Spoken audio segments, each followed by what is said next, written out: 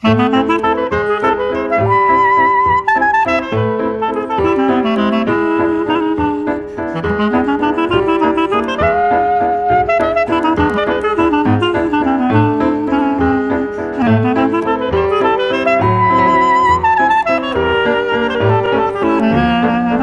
not? We need to have your ideas. Uitzonderlijke sector.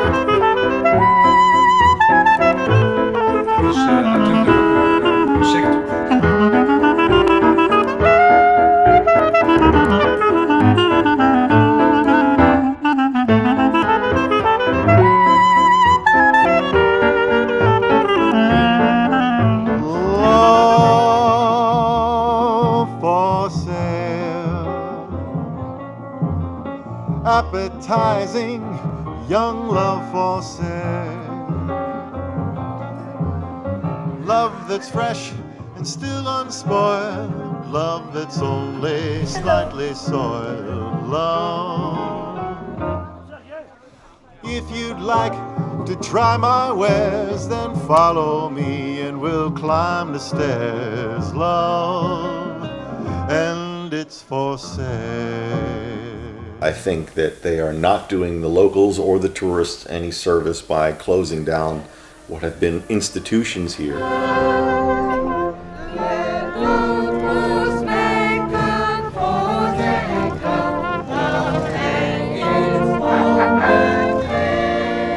I always say that you can see this area as a mirror of society. You know, everything you can find in life, you can find it here together in one small place. Make that California trip. Get your fix on Route 66. Come on, shake it around now.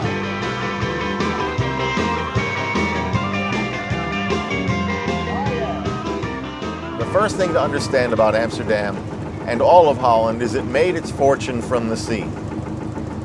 Okay, and not from fishing, but from trading. I mean, they had the Dutch East India Tea Company that was dealing with China and India and Africa and all that. So they had sailors coming from all over the world. Now, they were Calvinists, anti-prostitution, anti-sex. You know, the reason that Calvinists don't like sex standing up is it might lead to dancing. You understand? So that was their background, but they were smart enough, pragmatic enough to make certain areas of the city, sailor friendly.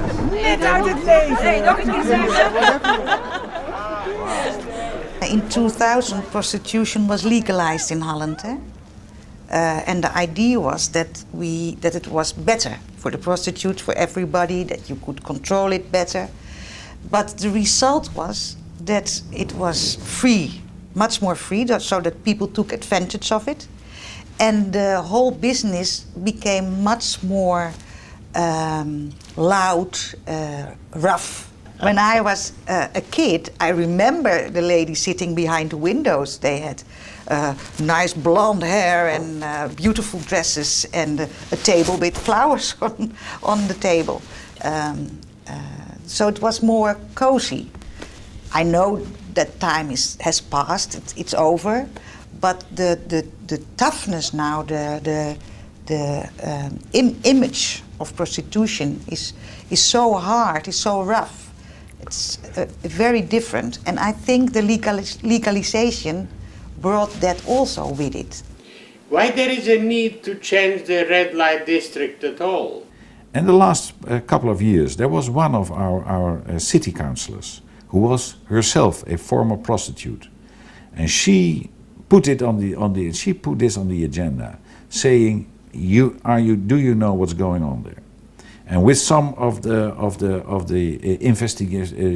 investigation of the attorney, we saw that we have a big problem here, and this problem has to be attacked, and that's what we are doing.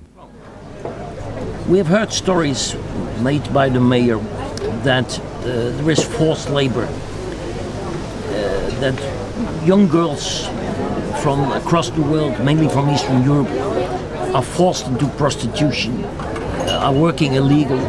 If that would be the case, why the hell doesn't the Justice Department act? We have heard these stories and statements for over 2 years now. Not a single arrest has been made in the meantime. So either it's a lie, the mayor may be misinformed, or if it is not a lie, it's a scandal. So why the hell doesn't he act? The real thing behind the scene, although the mayor will not tell that openly, is that the municipality has a different idea. They want to restructure the red light district and get rid of the windows. What do you think about closing the area? Oh, it's bullshit, you know. It's for so long time, you know, and it's normal here, you know. This is Amsterdam, the red light. They have nothing to do, that's why they close it. They say they do it for the girls, but they don't never talk with the girl here, never. They never ask an opinion from the girl here, never. I cannot understand that, how they can say things about the girls when they never speak with the girls. And I never had the impression that they were doing their work against their own free will. I didn't even have the impression that they didn't enjoy it. Yeah, really, the girls that are working against their free will, you never see them behind windows. They're stuffed away somewhere in some secret, illegal bordello. Why did you become a prostitute? Because I needed money. That's why. And it was your free choice? Yeah, it was my free choice. Nobody forced you? No, nobody forced me. It was my own choice to do this. You don't have a pimp? No, I don't have a pimp, no. I don't like pimps, no. Never? Never, no, never. Never. And what do you do with the money? I save the money. Do you enjoy the work? Yeah. I mean, if I don't like it, I don't do it, you know, it's, yeah. I come when I want to work, I come, you know. If I don't want to work, I don't come, you know. When did you come to Holland? I born in Holland. You were born I'm born here? Yeah. My family's from Suriname. From Suriname? Yeah. How do you get the keys for this apartment? For this room. For the room. Oh, the office give you. And what they do in the office? They rent the rooms. They take your name, passport? Yeah, they take your passport to check your ID, you know, your age, everything, name. And then you can work. You can't be minor? No, it's not possible. Not anymore, no. They're very strict now, you know. What do you think you would want to do in the world later on? I want to go back to study, you know. Study what? Oh, tourism. Tourism. Tourism? Yeah. I want my own hotel one day. Where? Here? No, not in Holland. No, I hate it here. No, where? Not here. I don't know where, but not here. This room is a typical room for a prostitute, right? This is one of the, let's say, cheaper rooms. It's a basic room. Everything what have to be in the room is there. You know, a bed, laundry, a toilet and a shower. So that's it. And they pay for daytime 75 euros. And for the night time they pay 110 euros. How much money do you make a day, let's say, about? Geen belastingdienst of zo, hè? Nee. 1000. 1000? Yeah.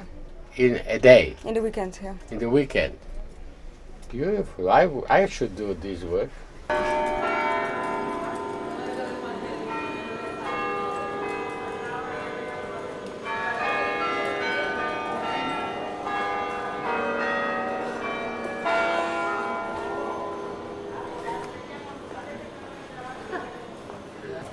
I know all this, but I got to ask because they don't know all this. So I'm going to ask you a couple of really quick questions.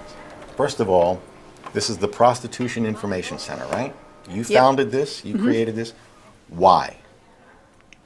Because I think it is like really important to have a free and open place in the middle of the world famous red light district where all kinds of people can step in with their questions or their problems. I think that too many people have like really unfair negative ideas about the sex industry, about the red light district, about people that work in the industry, and I hate it. So I want to explain, I want to keep to give people the opportunity to just talk about it. So tell me the positive things. Now, most people that work in the sex industry do this because they just want to do this. This is their favorite way of making money for a certain period in their life. And it's a very interesting way of meeting people, of having sex with people, of finding out things for yourself, and of living a very interesting life. I'm sure that the idea and the issue of hypocrisy comes up, and people talk about what they'd like in their country and why it can't be and everything. But just so we can be honest and open and everything, I was a hooker, I was a gigolo and escort. Were you a hooker? Yes. I started to work when I was 16. Why? I needed money to buy a dog. A dog? How much is that doggy in the window? How much is that doggy in the window? Yeah, well, I was in the window. Dog was outside. Dog was 250 guilders. We had guilders back then. A lot of money. Yeah, especially for a 16-year-old girl. Yeah. But I lived quite a wild life, maybe. I Maybe. liked maybe. But for a part, it's true. You know, if you do this work a few years and you try to do something with that for yourself, you know, if you work a little bit on yourself at the same time, yes, you can learn a lot, you can grow a lot. Hopefully I did. Ik doe wat ik doe en vraag niet waarom. Ik doe wat ik doe en misschien is dat dom. Maar ik vraag toch ook niet aan jou waarom jij het hier doet en niet bij je vrouw. Ach, kom nou. Dames en heren, ik stel u voor aan Belle.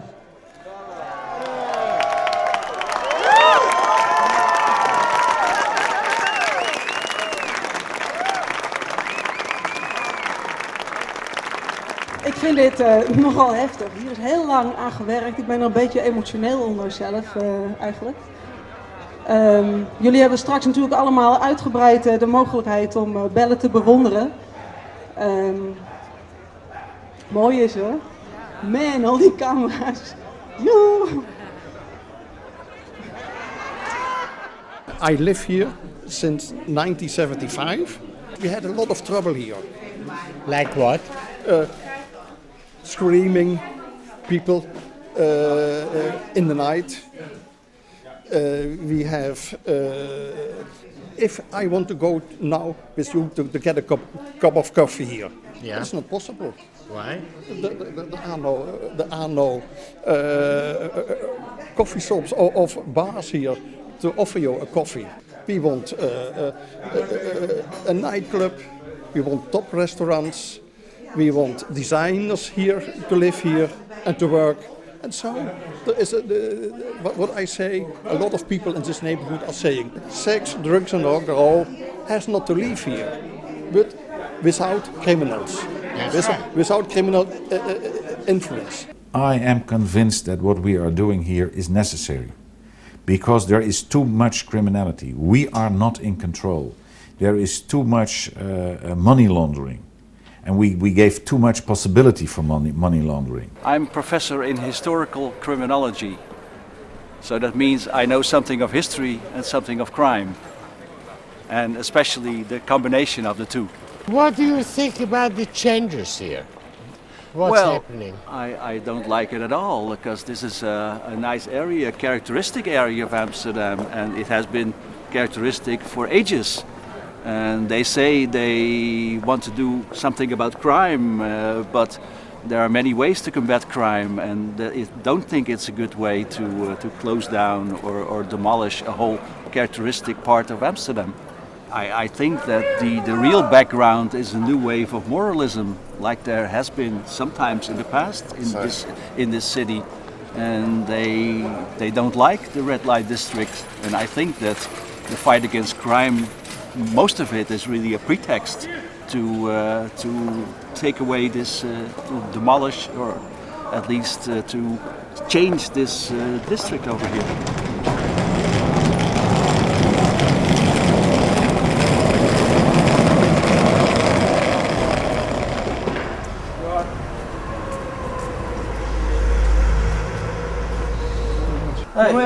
Goedemiddag.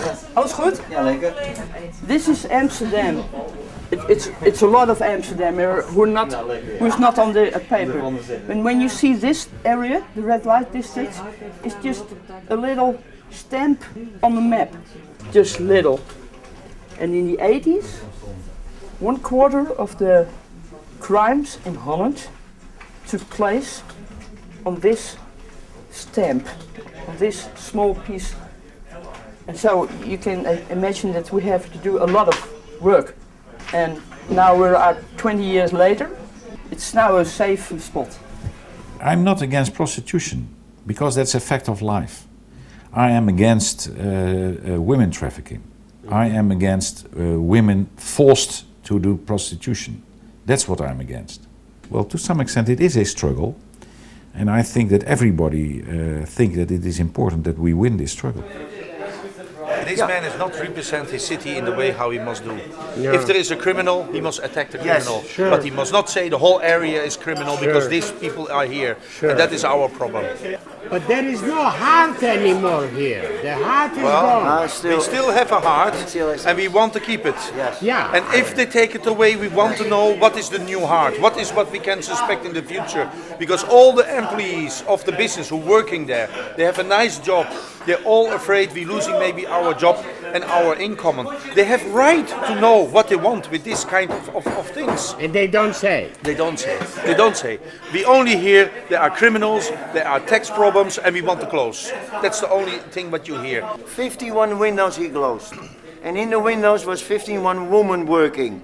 Where the women go? We don't know. No, he don't give a fuck about this.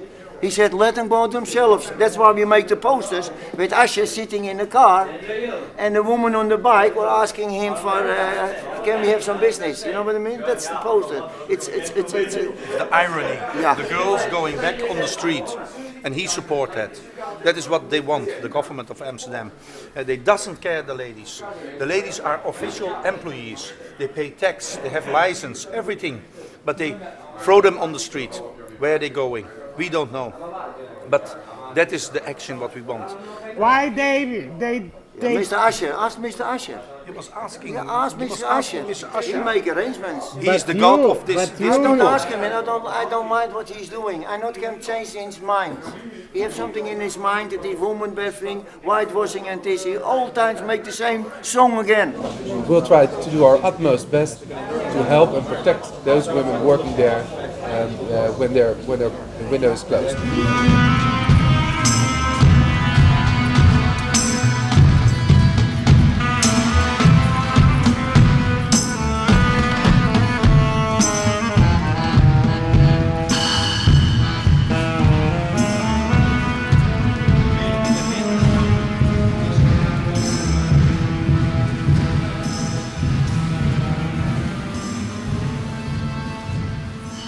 The tribute to Disappearing World is about the small community that lives here in this area, and with all the different people. There's all layers: police, prostitutes,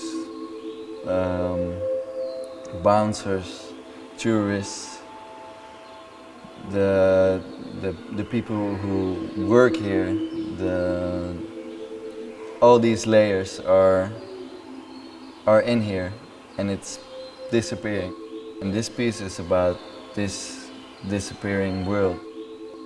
I think it's changing too fast. It's impossible to change something in this manner, to say these people are out.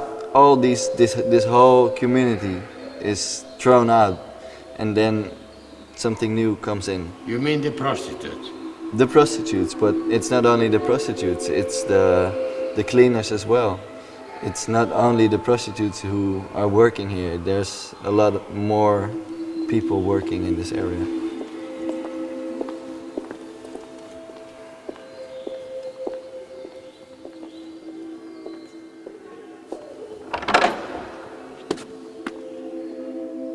All the women who have no place anymore in the red light district because they closed the windows.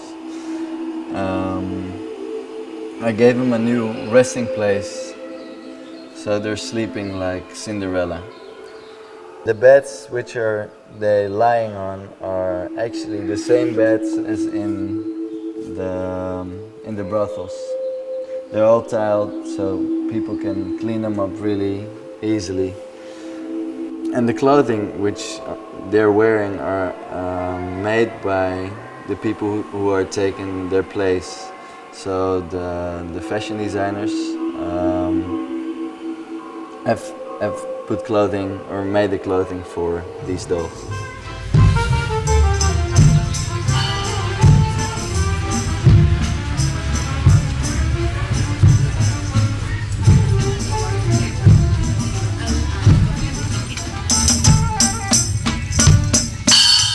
Here at the banana bar you pay a little bit entrance and you go inside and then you can drink as much as you can. And there were naked girls dancing on the bar and they give shows away, you know. Oh, wow. It's a nice thing for boys. What do you think of the rumor? It's not really a rumor, but I mean the story is that the red light's going to close. What do you think about that? I mean, have you noticed it closing? Or? Yeah, I see a lot of windows shut down already. They got replaced by fashion. Oh, I think it's a shame because I think the red light district is one of the main entrance, the main event in Amsterdam, and it's a unique place here in the world. And I think when you shut the red light district down, the tourism will go low here because the tourists won't come here for the Anne Frank house only. You know, this is the main event here. I agree. This is why the tourists come. If you buy so many houses and you put nothing inside, you put now how you call it modder you put inside. You know, listen, this is all dead. The people not come for this. We come here for 30 years to this bar. I'm from England. My name is Paul Masters. These are my friends. Okay, we come for the culture, for the ladies, and we look in the windows and there's dresses. That's no good to us. We call it Madame Tussauds at the moment. That's right.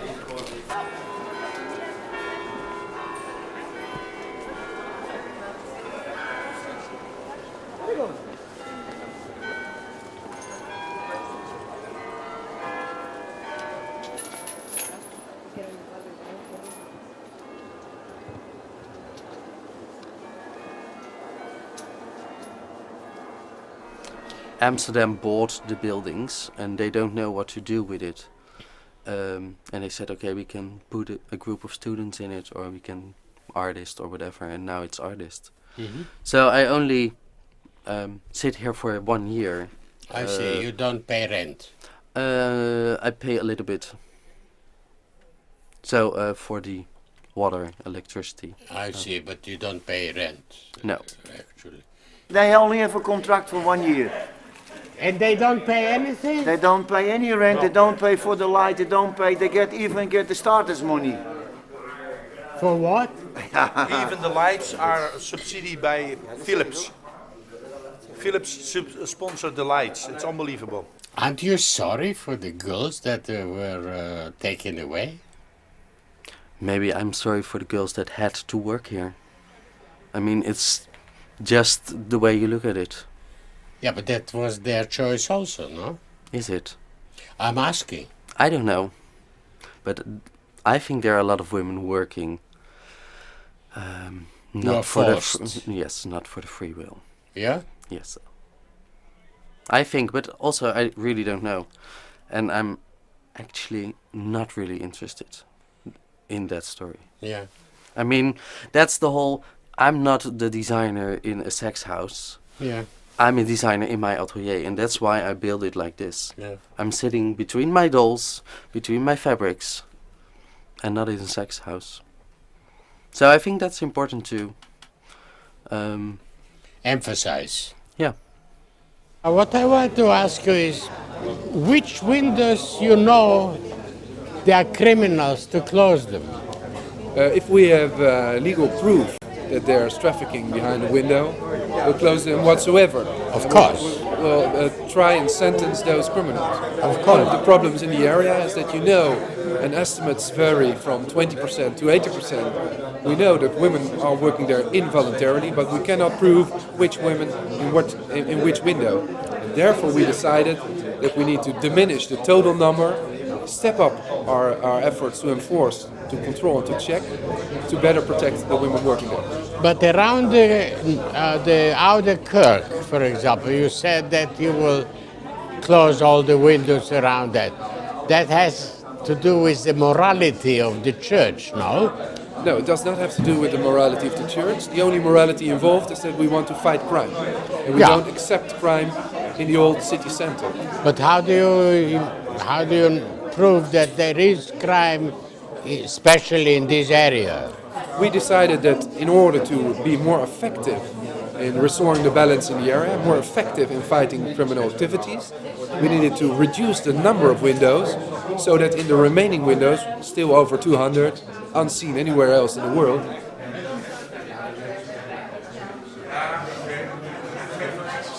we can step up our efforts to check who's behind the window, to check who's controlling those ladies, to try to ensure that there's more quality of life, quality of working for the women working there. So it's not that we can point out which window, because sometimes within a day different ladies work there. So it's very hard to prove for one window that it's used by criminals. We decided in order to get grip, to get control, to make sure that the administration plays the role everybody expects, we needed to reduce the number. We're not closing it, we're reducing it in order to protect the women working there. You personally are for prostitution? I'm not against it. I think legalization is the best way to deal with a phenomenon such as prostitution. Yes. Have you ever been to a prostitute? That's a question you're not, which is part of. I haven't, but I think it's a matter of privacy. I'm sorry. No, that's okay. No, I think it's a normal thing to ask. Yes, a man. Yes. Okay. Sure. It's a normal thing to ask a man if he was a prostitute or not. So he knows what he's talking about. I don't think you have to make use of them in order to be able to talk about it. No, to use, to go once, just to see. I believe it is our role as a city administration to make sure the laws are enforced. Yeah. And those laws are there to protect those women and to try to fight against the criminals. They are protected, I understand. They have health insurance and... I think the protection we're talking about goes a little bit further than health insurance. I see.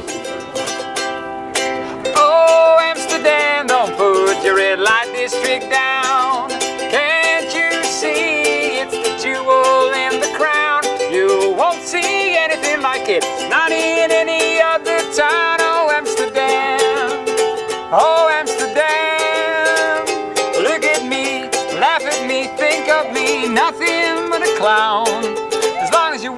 As long as you don't put the red light district down. Oh, Amsterdam, Amsterdam, don't put your red light district down. Oh, Amsterdam, don't put your red light district down. Holland is the only country in the world that has legalized prostitution.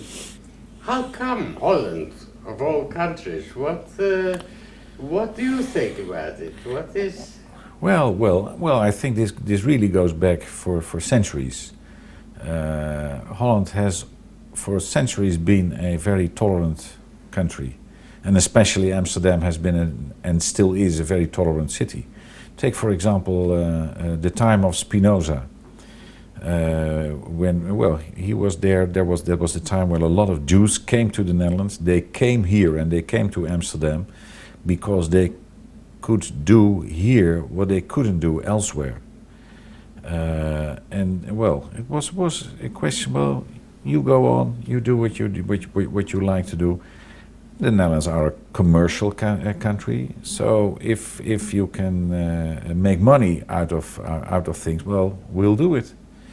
And these things, tolerance and making the best of it, giving room to people. I think this is to some extent in the genes of the country, and especially in the genes of the Republic of Amsterdam.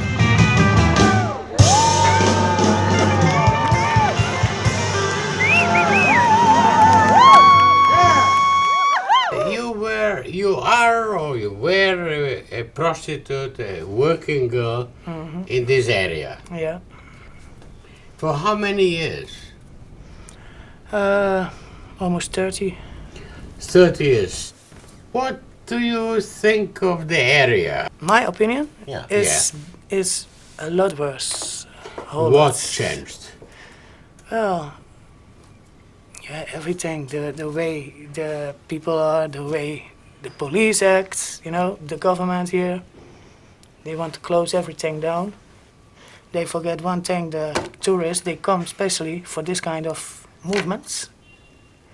Also, even for the women now these days behind the windows, you know, it's gonna be sadder. But I think they forget one thing, if the red light district would be lost forever, you know, I think they would get a whole lot more problems. Why they have to change it? It was the way it was good. You had anybody who forced you? No. It was your decision? My decision, yes. You enjoyed it? The work? Yeah, mostly, yeah. Because men who come to me, you know, they can be a director, can be a working man, whatever. They give you power, you know, on that moment. You are still a working girl? Sometimes. What do you mean by sometimes? Weekends, if I need very money, then, yeah, I found somebody or somebody phones me, yeah. It's just money? Yeah, of course, I have to live or not. Yeah. And you pay income tax? Yes, of course, you have to pay. Do they ever come and control your books and say, no, we know you No, had but 10 that- clients and not now they can do not that. 5? I think now they can do that if How? they want to, because they say you have to say how many customers you had, and maybe somebody's working somewhere bij de belastingen and comes, maybe does like he's a customer.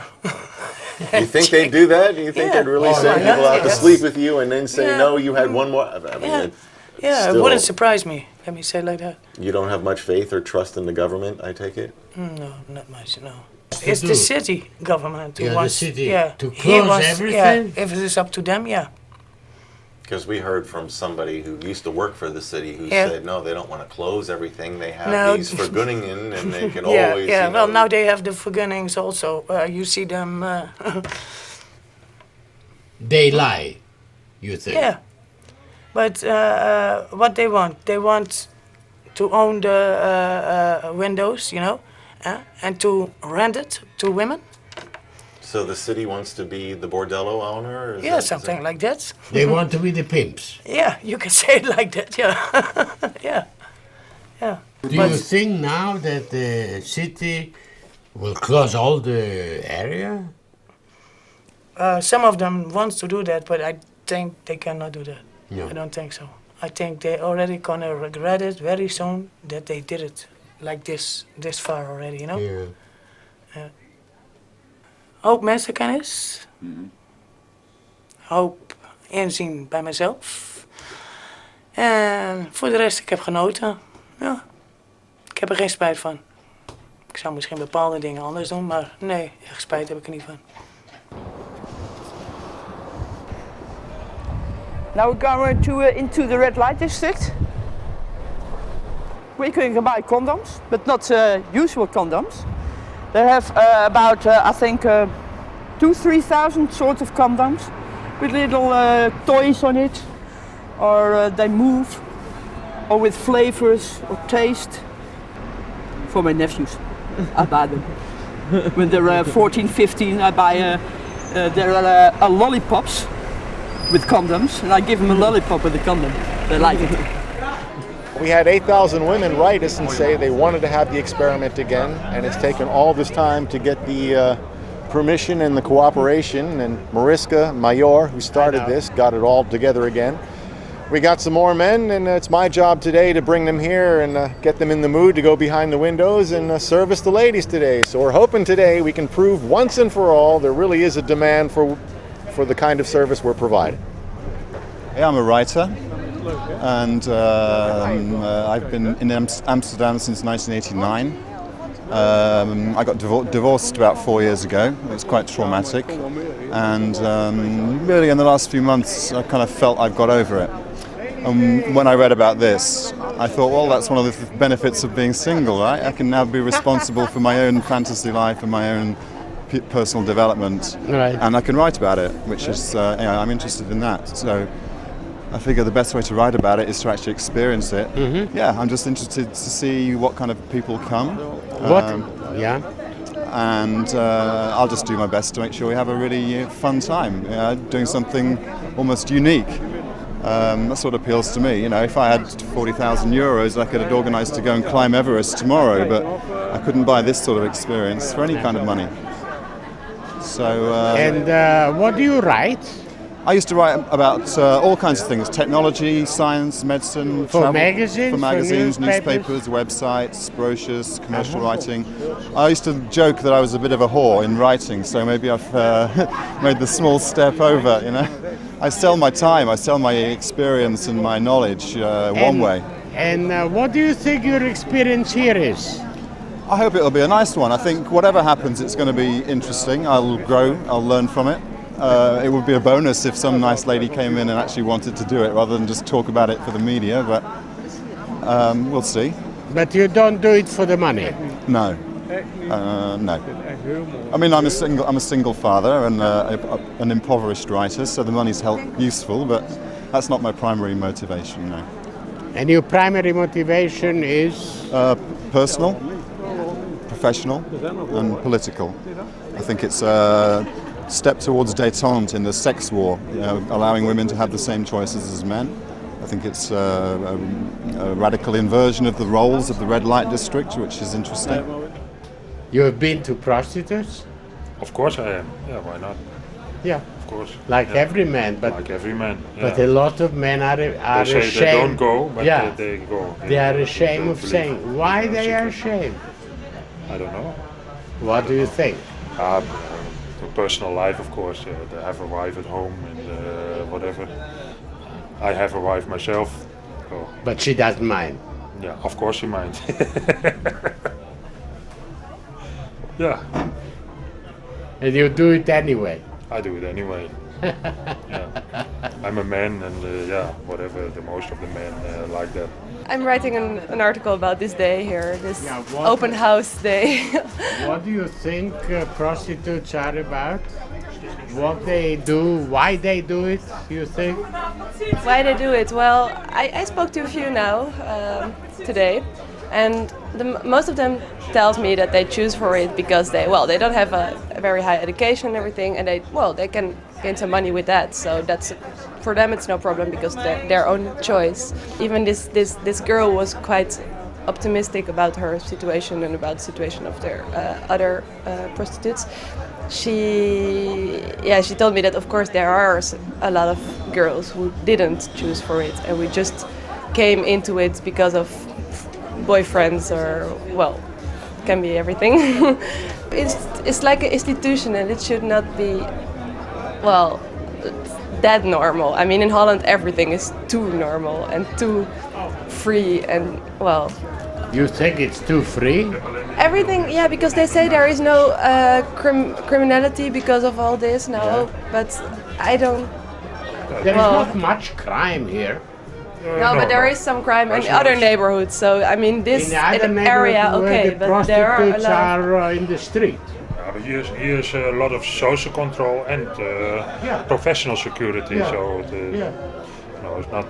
Of course, there's something happen here, but not all day. Yeah. Crime has become a big political issue, and some criminologists they speak about governing through crime. That politicians use the whole fear of crime and everything around it to push their political agendas.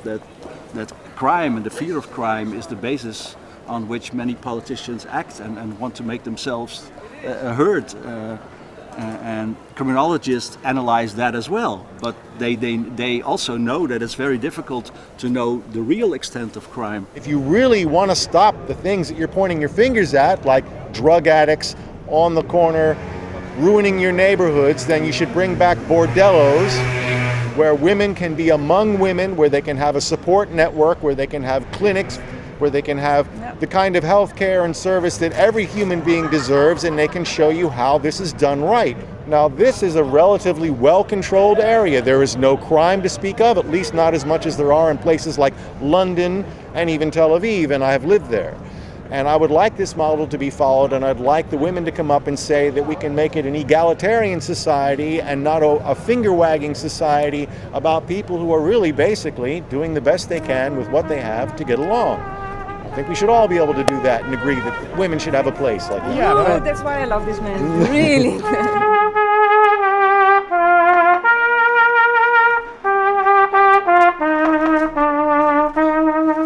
In this area, with all crime, prostitutes, addiction and so on, it's for us the place to be. It's a place where the Salvation Army is needed, where the gospel is needed. The gospel of Jesus Christ, where you can go to and repent from your sins and get salvation. That's our message. From the gospel? Yes, gospel of Jesus Christ. Of Jesus Christ, of course. And then it helps, you think? I'm sure it helped many people.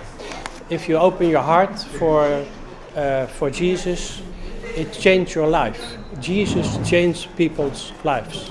Did you know some examples that it changed some prostitutes? Yes.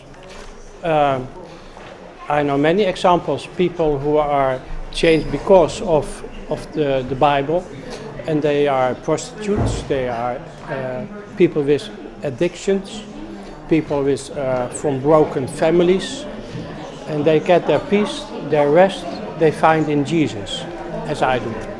And they leave the job? They leave that kind of life, and they follow Jesus. And then you have a perfect harmony in your life. It's not that all the problems goes away. Of course, it's not. We are realistic. You have a different view on things. You have a purpose in life. And that's the strength of following Jesus.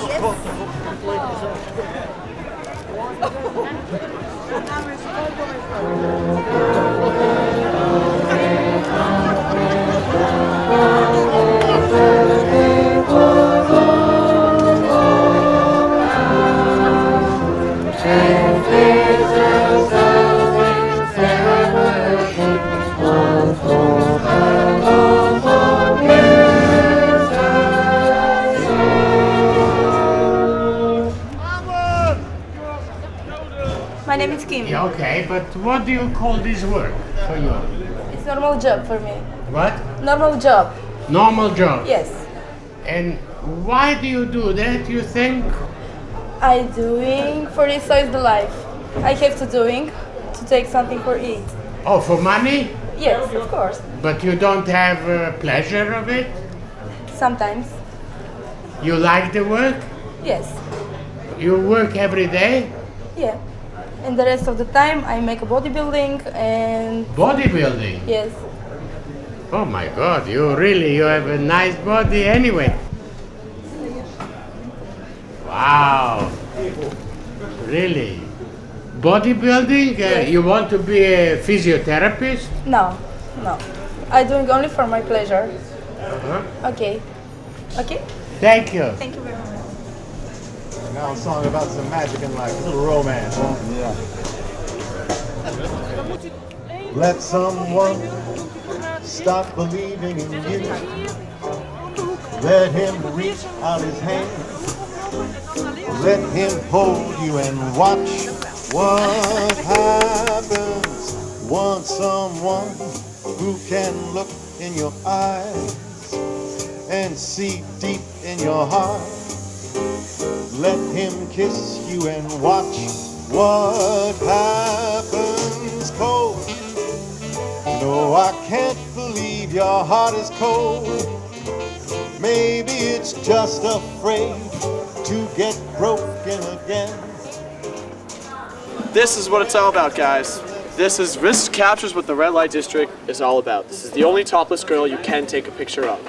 Yes, it is an anonymous guy's hand on an anonymous girl's breast, but the lock in the corner is very important when we talk about the interpretation of this sculpture.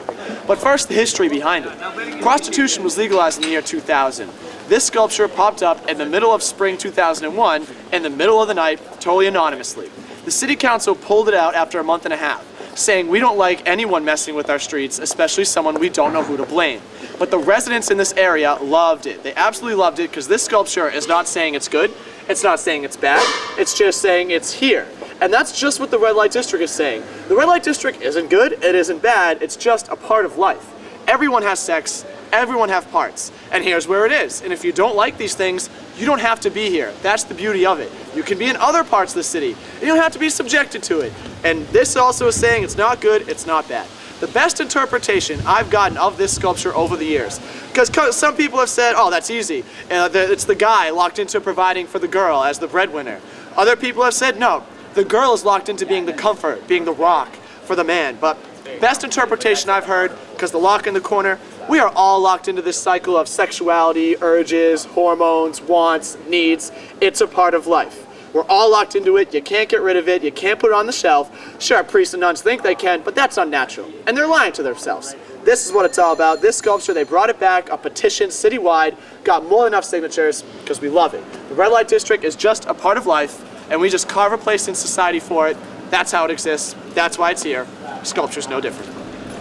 And I always found this really interesting, that it's right next to one of the oldest churches in Amsterdam, and you have the warm hand of the soft breast, which is probably the best expression of tenderness, compassion, why men actually do come here. It's not just because they got dirty minds, it's because a lot of them are lonely. In these times, a lot of women are lonely, so we're going to have to put another statue next to this so that it's something for the women to see. But this, next to church, is what it's all about here. It's where you could actually go back and touch the warmth and the love that you've been missing since the day you were born, some of us. And I think it's always been great that you've got this right next to another holy place.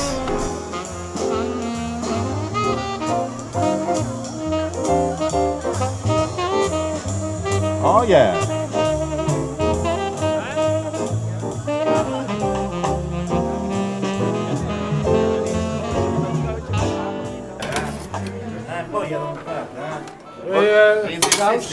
Yes. Now I give you. Now I give you a key. The most honest and most respected cop in the entire red light district. It was a pleasure to see this man on the street, because then we knew it was cool. It was all safe. It was all right. It was all netches. And how long do you know him? 15 years now, at least. At least 15 years, maybe longer. I've been here in the red light district 35 years. And from those 35 years, 30 years I was the community officer. So my job was to know everybody here in this neighborhood, to know what's going on and what the problems are, and sometimes we find kind of solutions for problems. But that was my job, knowing as many people here in this neighborhood. Did you know also the prostitutes? Of course. And that was not that difficult in those days because they all spoke Dutch. This is Mariska behind the window. In general, it was quite easy to have communication with the prostitutes. This is one of the eldest ladies who was still working at that time. I think she was 82. This is in the Second World War, where it was forbidden for the German soldiers to get into that area. But they went? Of course. They were horny and greedy. Are you personally against prostitution? I accept prostitution. Uh-huh. I don't see it as a normal work. No? No. Why not? Why not? I met so many women behind the window, and I only met maybe 3 or 4 who liked to work. The other ones, it was money, circumstances, that kind of stuff. Most of the prostitutes, quite a lot of prostitutes, hate men. So it's not a normal business. So I don't see a prostitute coming home to her husband and say, I had a good job this evening. Mariska married one of the clients. Yeah. I was a witness at the marriage. Yeah. What? He was a witness at the marriage. Are you were a witness? We are surprised we weren't the godfather of the child, actually. You have a wife and children? Yeah, I've been married last week, 39 years with one woman. Congratulations. Congratulations. 2 children. Was she ever worried that you would be tempted, since your job was to be in the red light every day for 8 or 9 hours a day? I came hungry home. I see, yes. It's like smelling the aroma at an open-air market and wanting some home cooking. So tell me, Robin, why is the banana bar called the banana bar? Well, imagine, man. Use your fantasy. I get it. That's okay. Cool. I got it. I used to have as a quote underneath my emails, in the United States you can get away with murder, but not with sex. Because this was in the time when O.J. Simpson was actually let free, being accused of murder, but I was kicked out of the country, saying sex is fun, basically what it's about, whether it's paid for or not paid for. So, yes, they were quite hypocritic. And the more my book was banned in a place like Boston, where just about every book gets banned, the harder it would sell. If somebody would say in a radio program, oh, that filthy hooker, that horrible slut, that pornographic piece of shit, whatever, I knew that the sales would go up. If they say, oh, this is a wonderful book, oh, it's very well wittily written, it would sell okay. But the moment you say something is bad, that's when it sells. It's the taste of forbidden fruit, le goût du fruit défendu, they say that in French. So I made sex fun. That's in our veins. Amsterdam is in this area is also familiar for its prostitution for ages. In the 1800s, it was when the ships came from the sea to the harbor. They find cafes, pubs, and they find prostitution. That's what they want when people get off sea. They want to have sex and beer. I don't know in which order, but in any way they want to have it.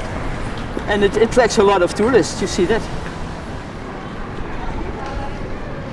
If you push it too hard, it will go more underground. Yeah? On the other hand, if there are problems and you have the ability at the moment with a new law to do something about it, why not try it? They are not going to close everything. Of course not. The city doesn't want to get rid of prostitution. No, they want to get rid of the bad guys. Yeah. I don't know what's behind the plan. To shut up, to close all the windows. But if you see the other side of the central station, how it's there's expensive. And then you walk, you turn your back, and then you look at this neighborhood. So there you have the sophisticated, very expensive houses. And I think they want to change this and also a very expensive boulevard. But this is the red light district. In my opinion, you can't change that. It's so old and people are used to what they can get here. If they are going to take away the red light district from the city, Amsterdam will not be the same city as we have known. The red light district is known from the Arctic Circle to the south of Argentine. The red light district belongs to Amsterdam, like the canals do belong to Amsterdam. And if you take away the red light district from Amsterdam, it's an amputation which the city will not survive. First of all, the Jewish quarter has been taken out by the Nazis. This was also an integral part of Amsterdam. It took us 60 years to reactivate the Jewish community in Amsterdam. I mean, one of the attractions that I had coming to the city is it really was different than America, where I had been raised and was told I lived in the freest country on earth. But in the freest country on earth, I couldn't do what I can do in Amsterdam legally. I couldn't go behind the windows, I couldn't go to a coffee shop, there's lots of stuff. I couldn't gamble because where I came from in the state at the time, you couldn't gamble. So this was a liberation. This was like the West. This was going to Adultville. I mean, really, this to me was like going to Adultville. And the red light district should stand for just that, if nothing else. Right. It's the meeting place of every ethnicity from all over the world. Like, they all come here for one thing, so that's the only thing that matters, and everything else That's not why they're here. The people that are drawn here have a different view of the world. They're not finger waggers, and they're not, generally speaking, racist. And they come here to celebrate the fact that they're not. And this is one of the attractions in an area that's not that way. Right. Yeah, we have to stop filming because where you see the reds, that's the window. So, from respect from the women who are working there, we just stop filming. Okay? Okay.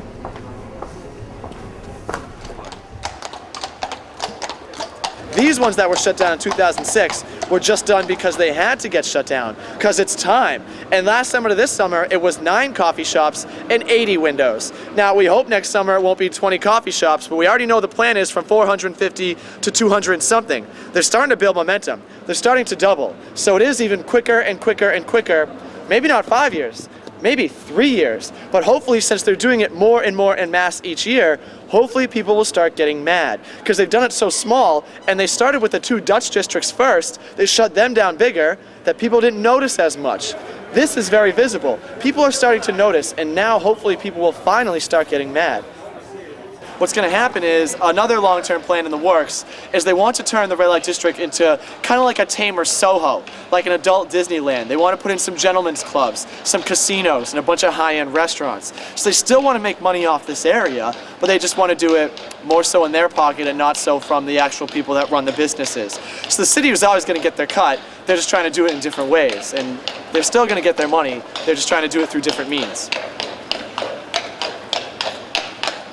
This city is based on tolerance. For 800 years, the city has always been tolerant. You respected your neighbors because everyone's in it together. There's such a unity in Amsterdam. Amsterdammers are not like any other people in the world. Now we have a visual interpretation of how it's shutting down, how tolerance is coming to an end.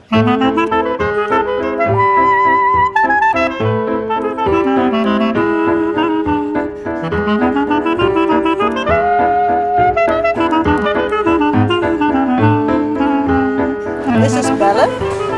Belle is a statue placed in the middle of the red light district to honor all sex workers in the world, men and women.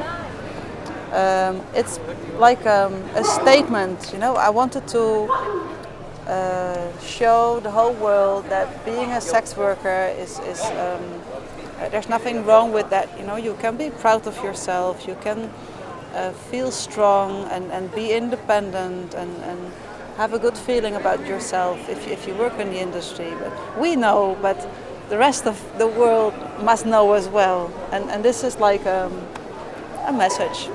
But somebody who comes here and sees that without any explanation, I think they will see a very strong woman, and they know that they're walking in the red light district, so automatically they will I think know or understand that this is a prostitute as well, a very strong and independent one, someone who's like, yes, I'm a hooker, so what? I feel good about it.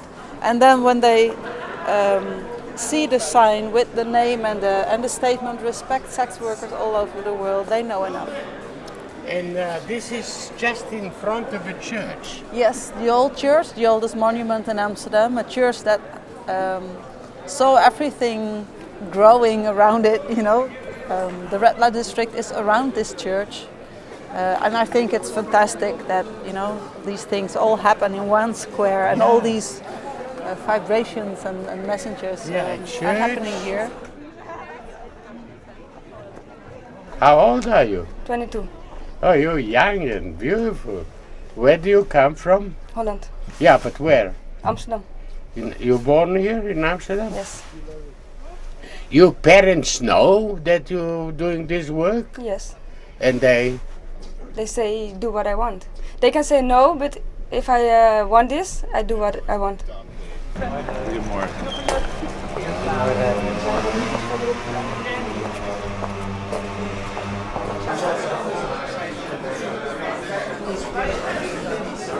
Goedemorgen, van harte welkom namens de gemeente Amsterdam.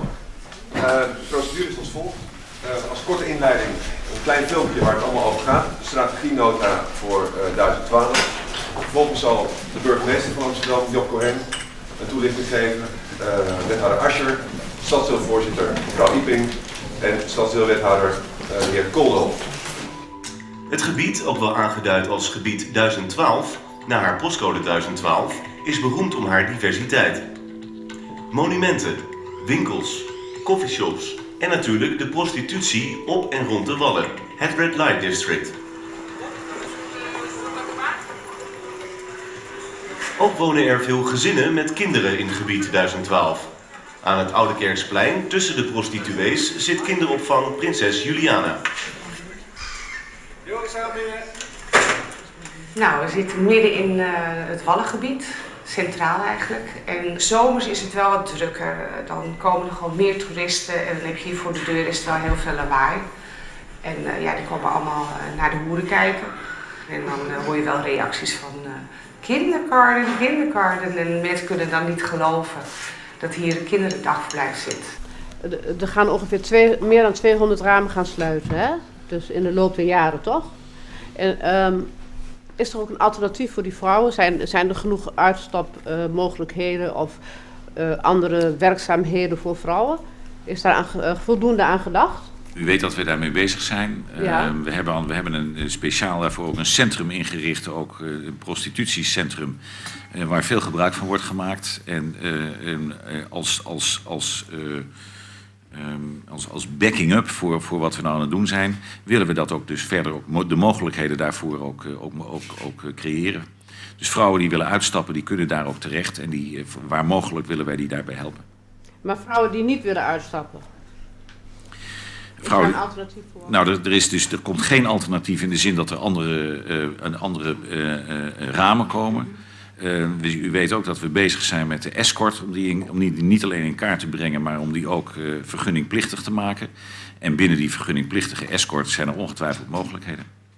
The prostitutes that were behind the windows and in the bordellos, they're not street girls. They wouldn't be caught dead on the street. They're going to go to the internet. They're going to go to another country. They're going to go to a different part of this country, and they're going to rent a nice, normal suburban home in a nice place where no one would ever think this is going on. And then they'll move after 6 months to some other place, and the circus will just keep traveling around. Just watch what happens. Just watch how easy it's going to be to control prostitution now that they've cut down the red light. I mean, talk about shooting yourself in the foot. You don't know anything about human behavior. And it might look great on paper. That's not how people react. They're not going to say, okay, you close the red light, I'm not going to want prostitutes anymore.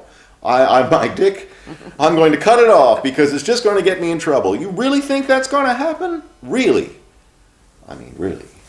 So it'd be nice if the adults got a chance to run the farm instead of the lunatics running the asylum. We'll see what happens. It's crazy to sort of do away with the main tourist attraction. Which city does that? I absolutely agree with you. Ridiculous. I like the tolerance, the openness that here in Amsterdam, and you can see, okay, prostitution is anywhere in the world, but here you can just see it, and it's out in the open, and I like that openness. I feel well with it. I want to ask if you have a referendum. You mean to make a referendum of the people around here who live in this area to know if they want to do it? Well, the way in which referenda in this city are organized is that there should be questions from the citizens. And if citizens want to have a referendum, well, we have those rules, and then it's possible to have a referendum.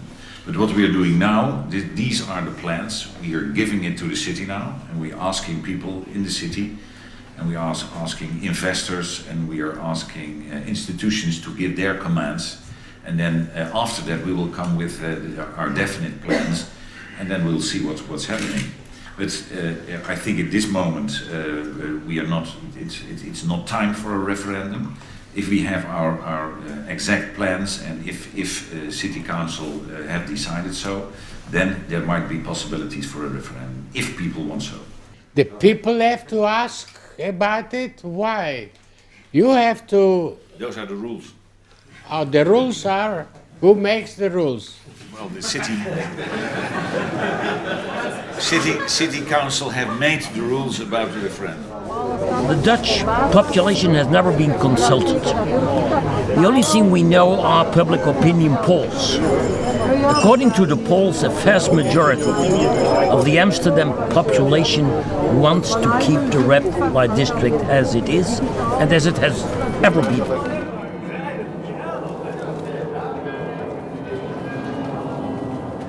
You are in the middle of the prostitute area. Yes, it has always been like that. Yeah. Yes.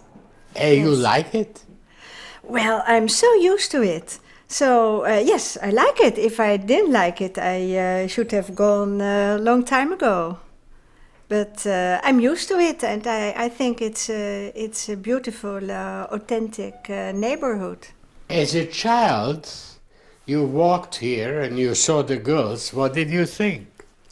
Well, I didn't pay any attention. I asked my mother when I was very young, Mama, why are you not sitting there so nice behind the windows? And Mama thought, well, what must I say? And she told me, well, I don't have time for that. I have you. So, and then I felt guilty that she couldn't be so beautiful behind the windows like the other girls. So you don't pay I didn't pay attention at all. But my girlfriends, they said, wow, what are they doing? And because of my girlfriends, they gave me another opinion of it. I think it's good they are here. I mean, why not? It's the oldest profession in the world, so how can I be against it?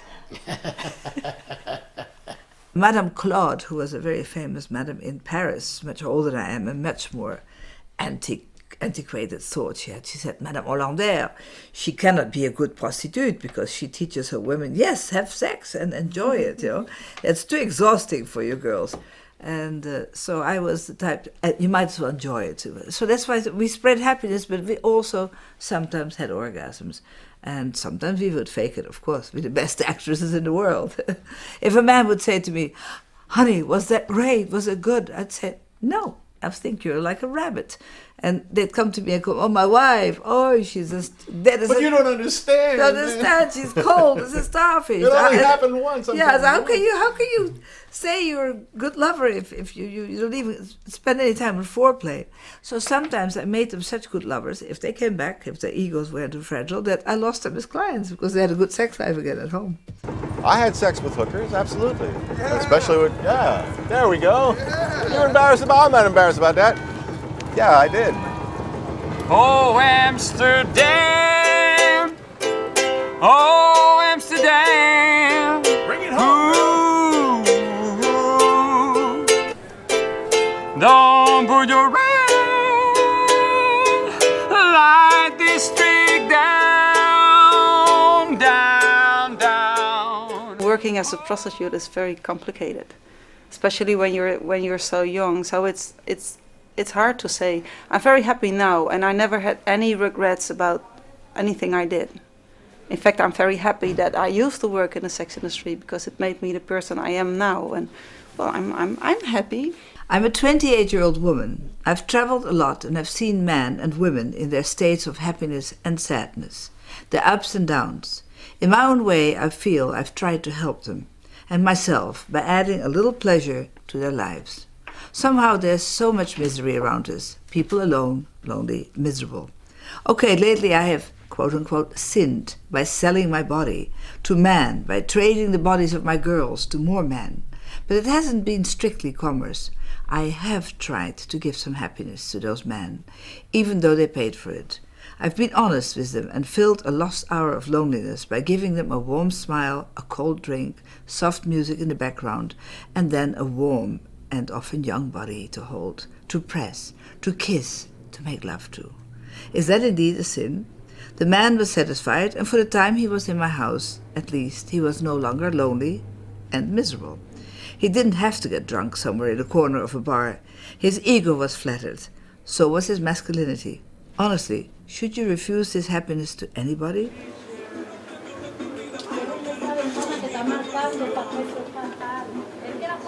Even if a little bit manages to stay the way it was, the red light district, the whole area is changed forever. And I don't know how easy, if at all, it will be possible to bring it back. It's a thing called red light fashion, but this is temporary. This entire street used to be one of the better streets in the red light district, entirely shut down. And over here, it just keeps getting worse and worse. And this is supposed to be progress, but it's not. Of course I'm lucky that I'm sitting here, but it's a housekeeping project. And a lot of people think, and a lot of people in the media think, the government gave the buildings away for the fashion industry. And that's not true. We want to be in control. I'm not the world's greatest example of morality, spirituality. I'm just a mensch. Human is good enough for me. It seems that half of the people I'm talking with, human is not good enough for them. It's like they spend their life trying to be something other than human. I'm glad to be human on planet Earth. It just seems that here on planet Earth, half of the societies that are here kind of penalize you for being human on planet Earth. They don't want you to be human. They don't want you to have sex with who you want to have sex with. They don't want you to talk to that person. They don't want you to trade with that person. They don't want you to live next to them. You can't be human. Don't be human. What's the matter with you? Madness. Madness.